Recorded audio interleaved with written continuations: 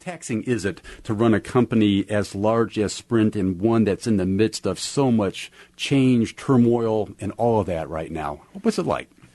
Well, it is a 24/7 job. Is it? It really is. I mean, what I do is, and I get kidded a lot. I have both my boys played baseball, and my son now plays basketball, and I'm in the stands on my smartphone or sometimes with my laptop, and that's one of the great things about baseball. There's a lot of breaks in the action, or when your son's in the dugout or something, and I can get work done. Yeah. So I really do try very hard to balance my personal life and work life. But there is this job isn't for everybody. It's just not. You have to really love it because it's a lot of hours, long days, and also digital technology. I can say our technology has actually made the job worse because you're never away. I mean, you're in communication 24/7. Tell me about it. That's been one of the great stories of our times, I think.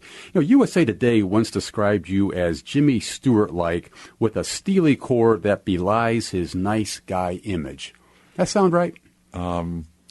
That's probably fair. I really do. I mean, my parents both grew up in the Midwest. It's one of the reasons we enjoy living here in Kansas City and raising our kids here. Is just how well people treat one another. I like that, and it's the way I was raised. But you can't run a company in an industry as competitive and fast moving as ours without being, if you will, decisive and being willing to make some very hard decisions. Within weeks of arriving at Sprint in 2007, you released 3 top executives, including the person who had been acting CEO. You announced plans to cut 4,000 jobs and jettison underperforming stores. And you said this at the time: accountability is a big thing with me. Tell me about accountability. Well, one of the issues that I think Sprint did have is, when I got there, I kept asking people, well, who made that decision and who was responsible for that or who was accountable for that? And accountability really wasn't in place. And my management style is one where I like to treat people the way I'd like to be treated, which is I'd like to be held accountable, but I like to be left alone. Let them do their jobs. Let them do their job. They're performing. Delegate.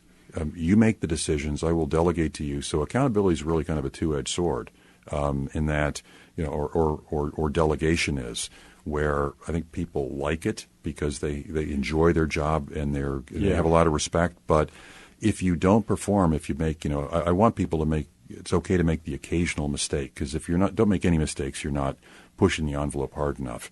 But if somebody consistently underperforms, and I think everybody understands it, then okay, you had your shot. It's almost like sports. I'll put somebody else on the field. And people understand that. I'm very clear. So people know what they're being measured on. And actually, we every year, we do it every quarter, but every year we do these employee attitude surveys.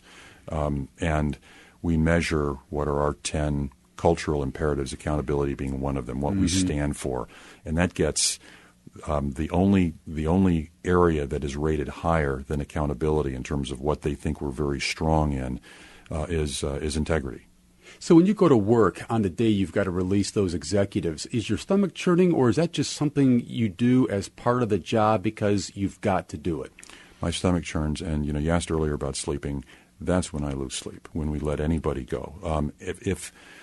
Even though you have to be willing to make those kinds of decisions, if you're a CEO, if you can't make them, you're in the wrong job as well, because somebody has to, those tough ones. But if it's easy for you to lay people off or to say goodbye, you're in the wrong job. So I care deeply, and I don't do it.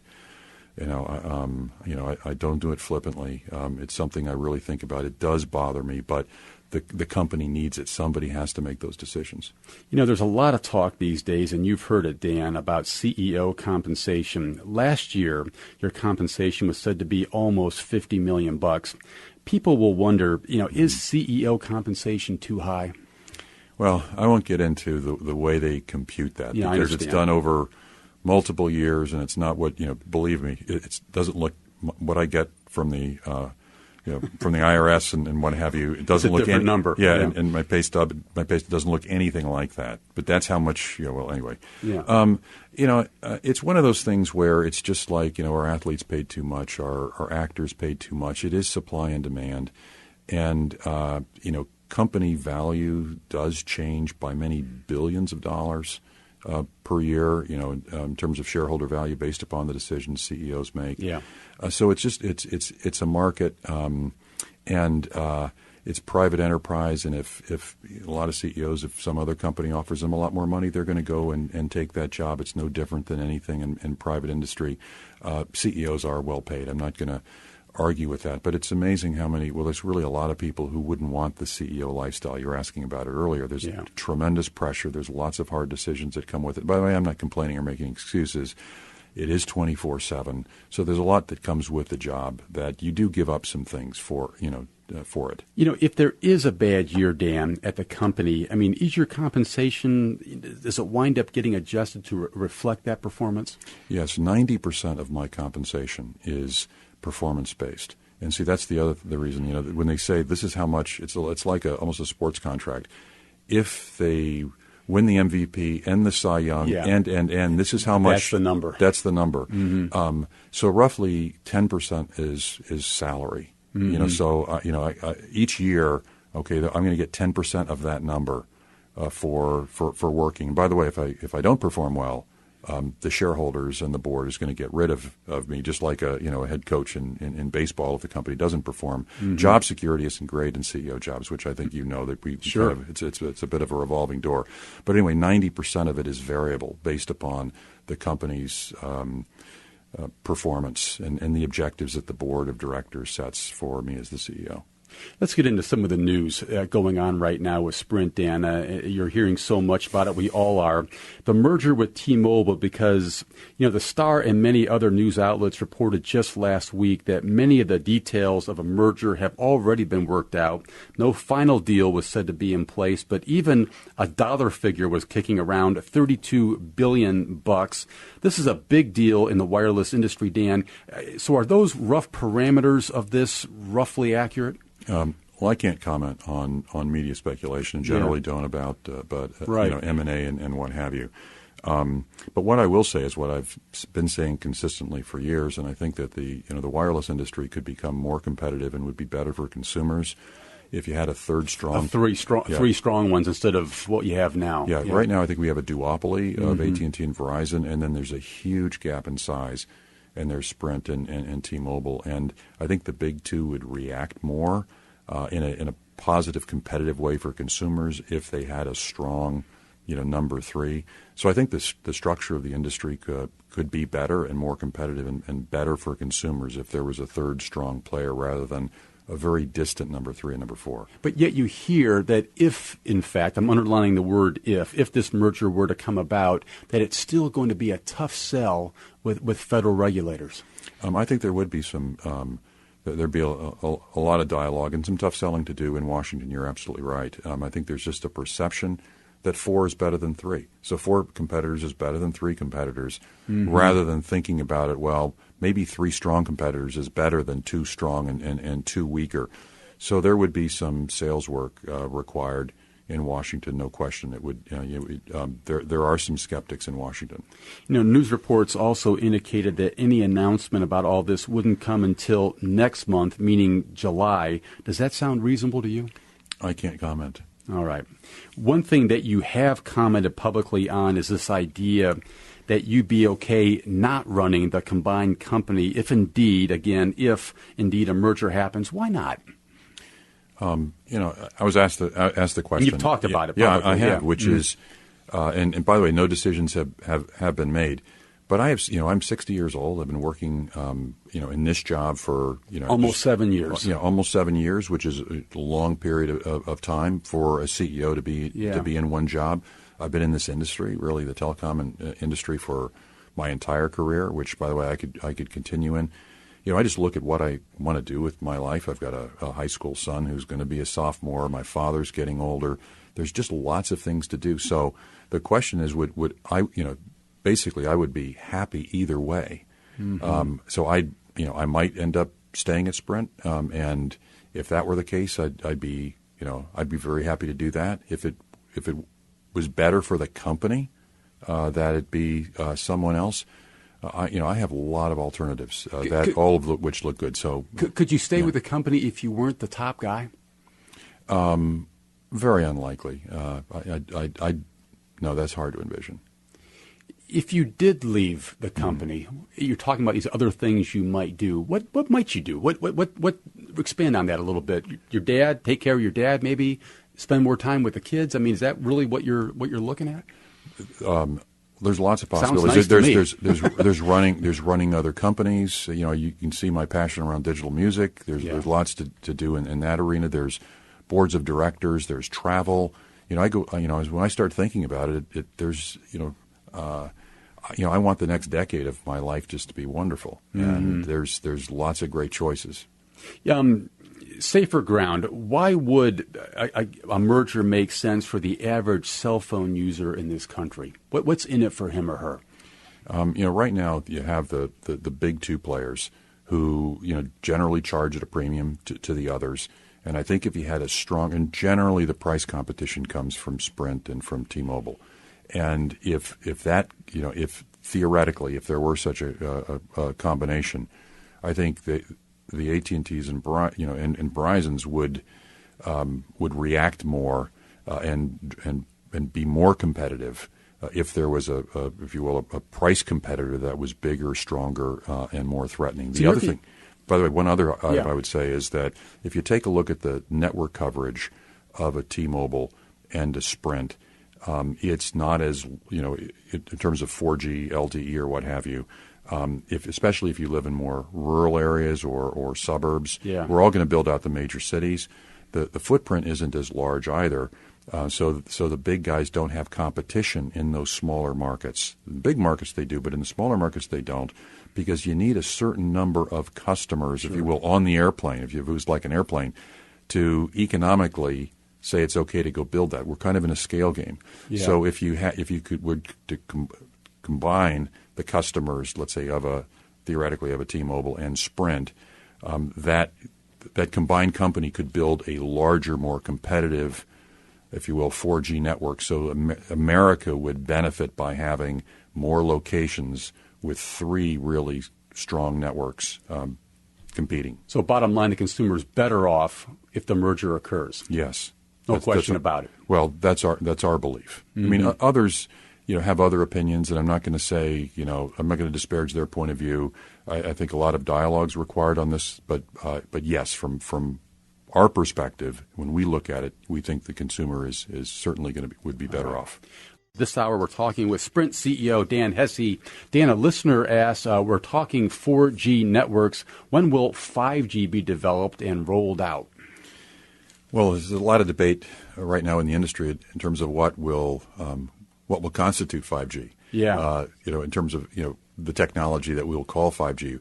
What we're rolling out now with what we call Sprint Spark is, the reason we call it Spark is we really see it almost as 4.5G, in that we built these special 8T8R radios, 8 transmit, 8 receive in a box, where the radios that are out there in the networks now are 2T2R. Wow. So we've gone from really 4 to 16 radios. Mm-hmm. We're aggregating more spectrum for fast speeds. So by the fourth quarter of 2015, you should be able to get about 150 megabits per second to your cell phone.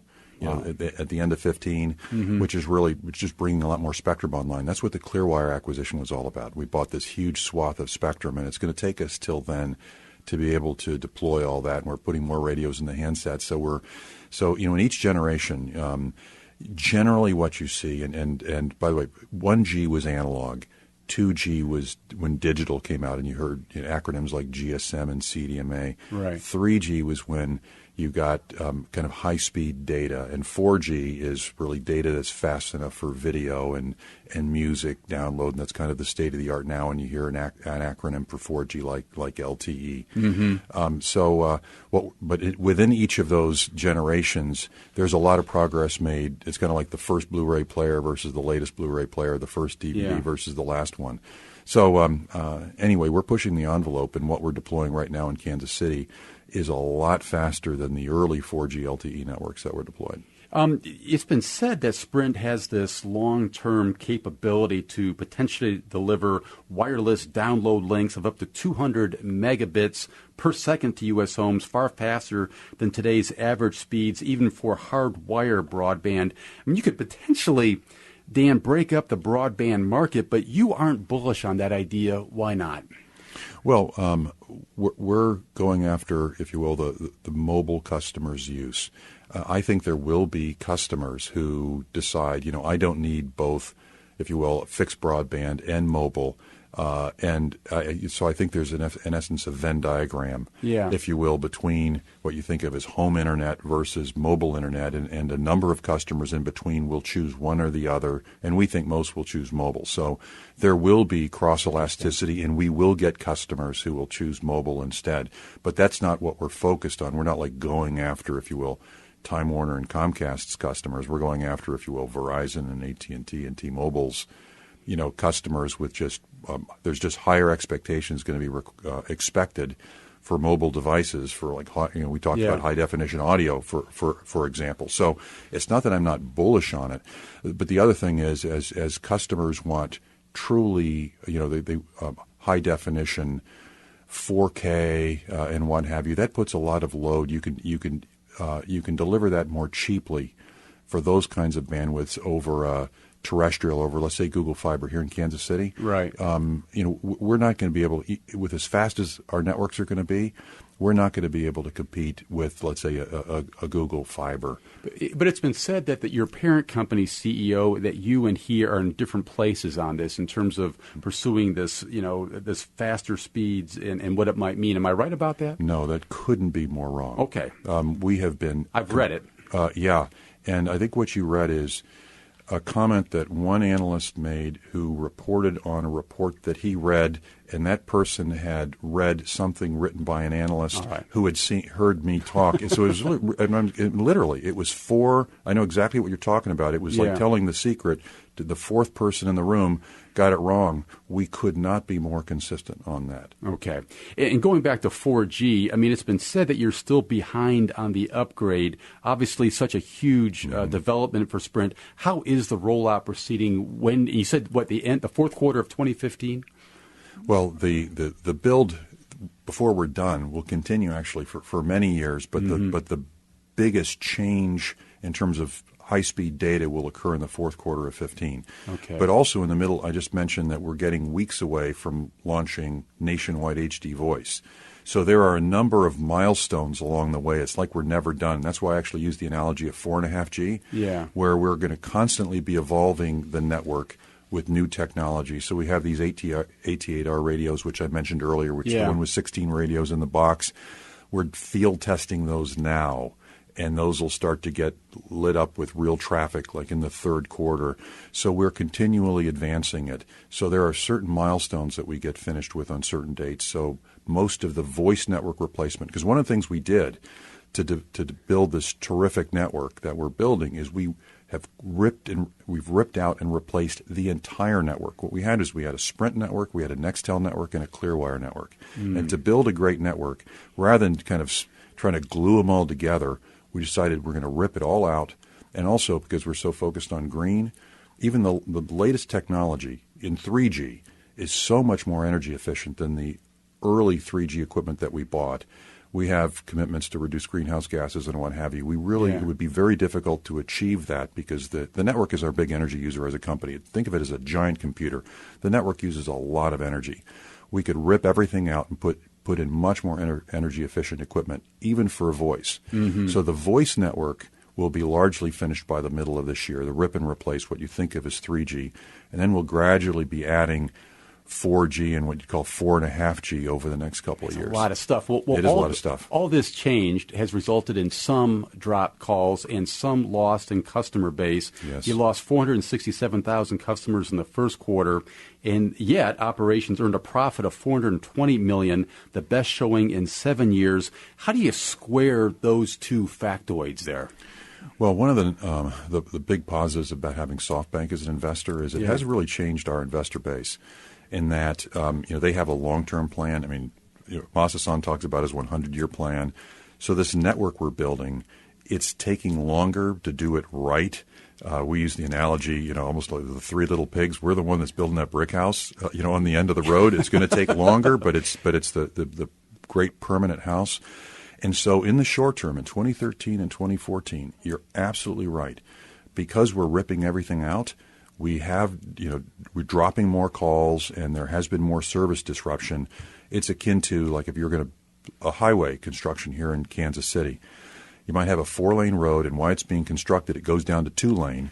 So the service actually gets worse. Yeah. But then when you open it up, it goes to 16 lanes, and everybody's really thrilled you built the highway. And that's basically what we're doing. So you are seeing subscriber losses, and some significant ones in certain quarters in 2013 and 2014. Right. As a result of that is we go city by city and rip out the old and put in the new.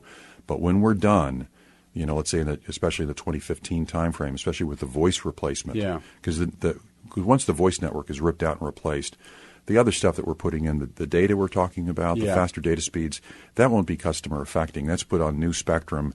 So it's just all of a sudden you'll see an extra 2 lanes or 4 lanes open up. We're not going to be constricting what you're used to.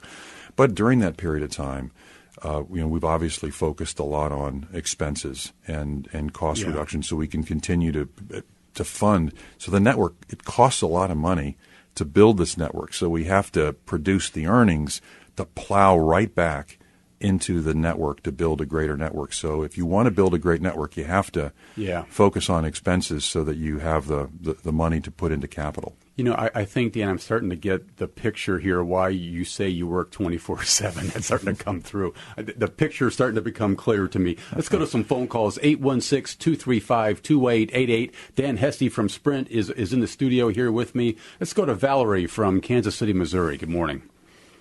Good morning. Just wanted to say that I have been a customer of Sprint for 14 years. The first 3 years was as both an employee and a consumer, and then the last 11 years have been as a consumer. One of the things that I have noted, and I will stand by Sprint on, is that they have always honored their mission, integrity being at the top of that list. Even as one of those who was a part of a layoff, I can say that Sprint as a company has stood by their employees and their consumers, and that's why I remain a loyal customer. Look forward to the merger if it should happen, because I think as a company that has stood up for their mission, for the things that they stand by, they will be they will quickly rise to the top. All right. Thank you, Valerie. Valerie, thanks for the phone call. Appreciate it. Thank you. Thank you. Let's see. Wendell wants to know, what is the current call coverage of Sprint, i.e. the percentage of the continental U.S., Hawaii, and Alaska? What are the plans to make it even better? We've been talking about that, but what's the current call coverage of Sprint right now, Dan? Well, we cover about 97% of Americans, but not all with high-speed data. So what you're going to see over time is the coverage that we provide through not only our own network, but we also provide roaming. So in some rural areas, we partner with rural phone companies so that when you're in some of these smaller towns, your cell phone will still work. Right. But over time, we'll be providing Spark or LTE high speed to more and more of the United States. Claudia writes us this at uptodate@kcur.org. Can Sprint offer any help to rural residents in getting high-speed residential service equal to what urban dwellers have? Well, per my comment earlier, this is one of the issues associated with let's say a potential merger of a T-Mobile and a Sprint. If something like that were to possibly occur, right. Is the economic model gets much better, and rural customers could expect a much higher likelihood of getting a high-speed network built in rural territories if the merger was to go through.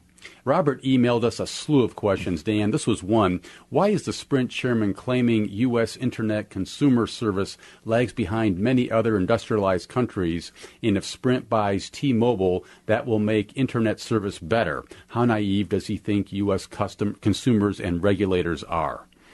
Well, if you do look at Internet speeds, in a lot of the industrialized companies and the United States, and also the issue that was raised earlier about depends upon where you live. We are not near the top of the list in the United States. And the network I've been talking about, which is Spark, and the reason we bought Clearwire, What we want to do at Sprint and with SoftBank is build really the fastest wireless internet network in the world, because we have the potential to do it with our spectrum holdings, but we don't have enough revenues or customers to justify building it broadly. So we could provide it, and this is a type of digital divide, call it the have and have not, which are the cities and the more affluent areas might get it. But some of the, let's say, more challenged areas, not only in cities but rural areas, unless you have a certain number of customers, you just can't justify putting those cell towers up. So if I think what Chairman Son is saying is that if you allow the T-Mobile and Sprint customer bases to combine, you can build this great Spark network more broadly to more Americans, and it would be really the gold standard of the world in terms of high-speed wireless internet. I know we're playing a lot of speculative questions here today, given the state of where Sprint is with this potential merger with T-Mobile, Dan. But lots of people around here will wonder about the health of the company and maintaining the Overland Park campus as a viable operation for the Metro if, in fact, this merger goes through. What happens to the Sprint campus if, in fact, again, underlying the word if in fact, a merger occurs? Well, I wouldn't want to speculate on that because, quite frankly, that hasn't been something that we've spent even time talking about. I can say that honestly, we really haven't.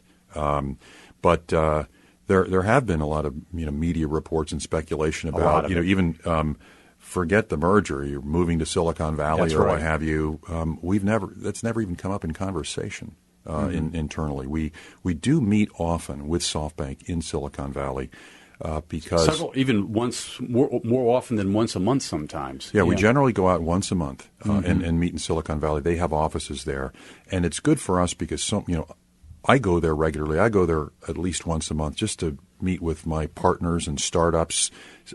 Because so much innovation takes place there, and it's shorter, if you will, to fly from Tokyo to San Francisco than it is to come to Kansas City, and there are a lot more flights and what have you. So it works out great for Sprint executives because we like to call Silicon Valley halfway because it is. You're getting a better deal there. We're getting a better deal. And so I think what's happening is they know we meet Silicon Valley regularly because it's a good, if you will, halfway point. Yeah. But it also gives us both companies. SoftBank has to come to Silicon Valley from time to time because so many important companies are there.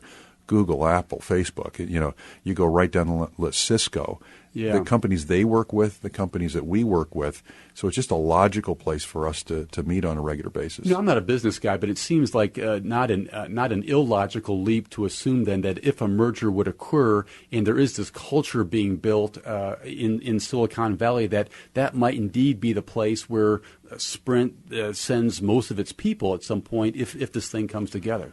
Well, there could be a larger presence in Silicon Valley over time just because of the nature of Silicon Valley. But if you just look at the economics of you've got 8,000 people on the campus, and the cost of living and salaries, right down the list is so much less, and a lot of people won't move. Yeah. It doesn't make economic sense to just pick up and move a headquarters out, especially to, quite frankly, a high cost state, one that's not particularly business friendly, but there's obviously a great innovation capability, if you will, in Silicon Valley. So it's not necessarily an either or. So increasing our presence in Silicon Valley, there could be some jobs that move there, but I can say that we haven't had conversations about moving a significant number of jobs out there. Back to some phone calls for Sprint CEO Dan Hesse. Let's go to Russ from Bonner Springs. Russ, good morning. Good morning. Hey, quick interrogative. I live about 22 miles west of the state line on the I-70 corridor, and I've got really good data that I barely use, and I can't make voice calls from anywhere in my neighborhood. I can make them from the urban core. Is there any plans to help out or actually serve customers whose only view of a high-rise is silos and other people's cell towers? I will take my answer via the airwaves. Thank you, Russ. Well, I don't know specifically where you are and whether we used to have good voice coverage there or not. Part of this rip and replace that I've been describing has affected cell phone coverage in areas around the metro as we if you will, decommission the old equipment and put in new equipment. Right. But I'd have to look specifically at where you are to know what our plans are there. But we try to provide. Kansas City in this region is our hometown, so we take our service goals here very, very seriously. Interesting question. Twitter via Twitter here at KCUR up to date. Dan at Outmouth writes this: how long has Dan known of so-called NSA backdoor wiretaps and data collection, and how does he justify the violation? Well, I can't make any comments specifically with respect to NSA. I will say that Sprint takes customer privacy very seriously. Actually, we were recognized, as well as some people were even ridiculed Sprint for in the industry for having very strong opt-in versus opt-out policies with respect to using customer data for things like mobile advertising. I mean, so we have gone to great lengths to protect customer information, but we do comply with U.S. law. You can't, so you can't comment on it because, just so I understand. Well, national security. I mean, NSA. There are, if you will, call them non-disclosure privacy issues with respect to the government that we can't or don't comment on. But that being said, is we go to great lengths to protect customer information, but we do comply with U.S. law. That is, if there is a legal subpoena or what have you for data, we do comply with the law. We have another tweet here. How is Sprint attempting to compete in the enterprise? I'm not sure I know what he's referring to. And what is the direct customer benefit to Sprint acquiring T-Mobile? We've talked about that already. But how is Sprint attempting to compete in the enterprise? Well, the enterprise is generally what you think of as a business customer, usually a medium to large business customer for the listener. Right. And it's very important for us to get, if you will, the business of business.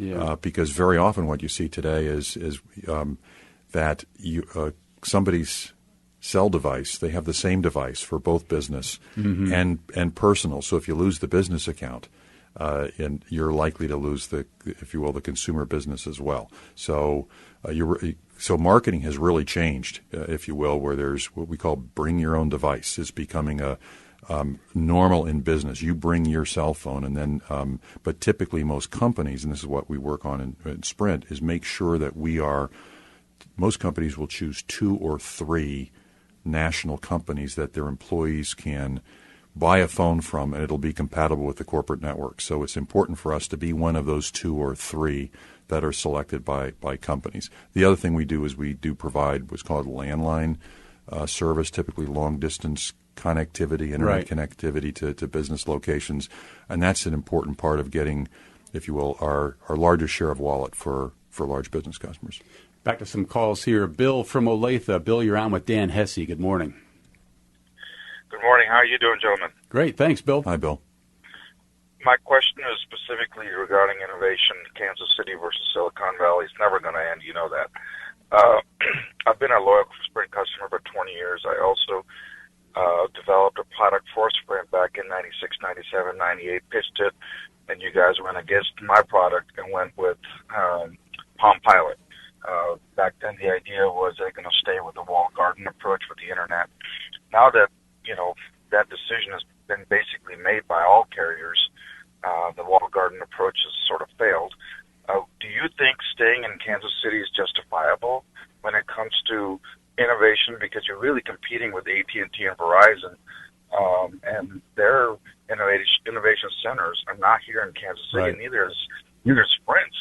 So I know the labor cost is 40% versus 55% in Silicon Valley, but let me get a response from Dan. Go ahead. Yeah, Sprint's one of the most innovative companies in the world. We're granted an average of over 2 U.S. patents every business day. Wow. We're granted more patents than any company headquartered in either Kansas or Missouri. And most of our innovation, most of our patents are generated out of our labs and facilities and operations in Overland Park. Although we do have a development lab in Burlingame, California, which is Silicon Valley. We have one in Reston, Virginia. We innovate everywhere, but we're extraordinarily innovative, and that's why you see so many firsts coming from Sprint. How has the merger with SoftBank gone in terms of the cultural differences between the Japanese and the American way of doing business, Dan? Seamless, or have there been a few rough spots along the way?